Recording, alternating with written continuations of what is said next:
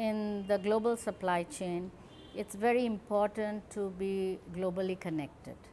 So while I may be involved in a struggle in a particular factory, we have to know about not just that factory and its management, but we have to know who is buying the goods from that management, because whoever the lead firm is very responsible for the conditions that the workers face, and is also responsible for the constraints the factory management may face. So, it is very important to know the lead firm and the global supply chain, and to have colleagues and comrades in these different layering countries. So, why do I say that? Because if I have a factory struggle where,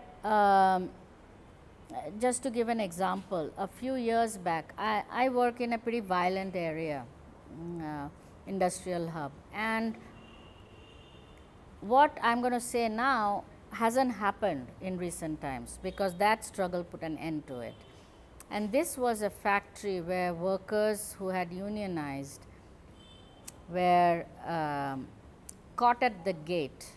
The gate was locked, and the labor contractor was brought in with guns and sticks to beat up the workers, and they kidnapped a worker and took him away. We did a hunger strike there, and the police had to bring back the kidnapped worker in 14 hours. I was told at the time that I decided on the hunger strike that, in these places, when a worker is kidnapped, you don't expect to ever see him again. I said, I cannot let this happen on my watch. It was just like unbelievable to me.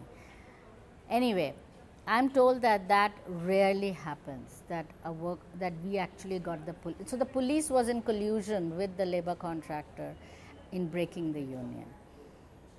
The buyer was a British company called Marks and Spencers, and our colleagues in London or in England, Labour Behind the Label, got involved, and at that time we did a global campaign, a huge campaign. We are right now in a pretty historic legal case that we are still pursuing with the workers, and the way the case is going, we are expecting positive results.